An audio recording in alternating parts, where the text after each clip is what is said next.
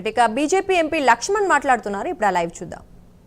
కల్పించినటువంటి చరిత్ర 370 ఆర్టికల్ రద్దు చేసి ఇది సామాజిక న్యాయం, పేదల సంక్షేమం కోసం.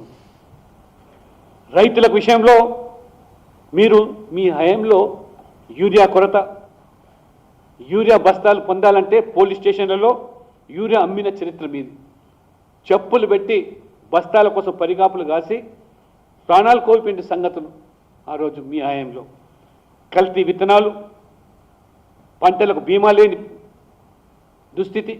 కానీ ఇవాళ మరి మోదీ గారు హయాంలో ఇవాళ ఎంఎస్పీలు లేదా ఇవాళ నకిలీ విత్తనాలు అరికట్టి ఎరువుల కర్మాగారాలను పునరుద్ధరింపజేసి ఏ రకంగా ఇవాళ మరి విత్తన భాండాగారాన్ని కానివ్వండి, ఎరువుల కర్మాగారాన్ని కానివ్వండి, ఇవాళ రైతులకు అందుబాటులో సబ్సిడీ మీద ఇవాళ రైతులకు ఆ రోజు మీ హయాంలో సాగునీటి కరువు అయితే ఇవాళ నామాత్రం మద్దతు ధర అయితే ఇవాళ మద్దతు ధర 1కి 3 సార్లు పెంచి ఇప్పుడు సమృద్ధిగా యూరియా, కృషి సించాయి యోజనల వంటి అనేకమైనటువంటి సాగునీటి వసతులు, సాయిల్ హెల్త్ కార్డులో భూసార పరీక్షలు, ఆపత్కాలంలో ఆదుకునేందుకు పంటల బీమా ఇవాళ ఏ రకంగా గణనీయంగా మద్దతు ధర పెంచింది.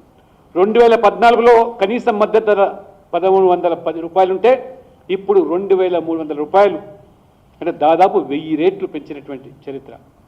ఇది అచ్చేదీన్ కాదాన్ని మల్లికార్జున ఖర్గే గారిని కాంగ్రెస్ అధ్యక్షుని ప్రశ్నిస్తూ ఉన్నాడు. వాళ్ళు మహిళా సాధికార దిశగా మోదీ ప్రభుత్వం అనేకమైన చర్యలు, బేటీ బచావ్ బేటీ పడావ్, మాతృవందన యోజన, ఇవాళ గర్భిణీ మహిళలకు 12 వారాలు మీరు సెలవు దినంగా ఉంటే ఇప్పుడు 26 వారాలకు ఇవాళ ప్రసూతి సెలవు, పూర్తి జీవిత భత్యాలతో, స్వచ్ఛ భారత్ పేరు మీద మహిళల ఆత్మగౌరవాన్ని ఏ రకంగా ఇవాళ మరుగుదొడ్లు నిర్మించి చరిత్రను సృష్టించారు.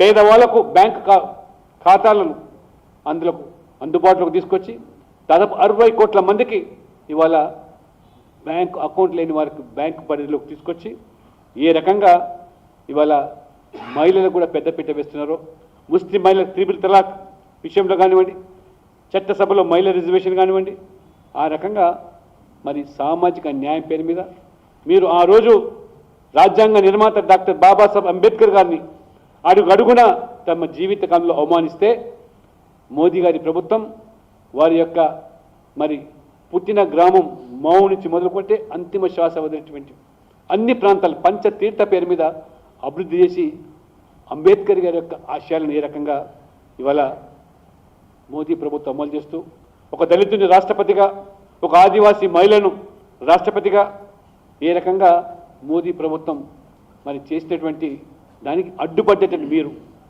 ఈరోజు ఓబీసీల గురించి మొసలి కన్నీరు కార్చేటువంటి రాహుల్ గాంధీ గారు, అడుగడుగున ఓబీసీ రిజర్వేషన్ అడ్డుపడ్డటువంటి మీ కుటుంబం, నెహ్రూ నుంచి మొదలుకుంటే రాజీవ్ గాంధీ వరకు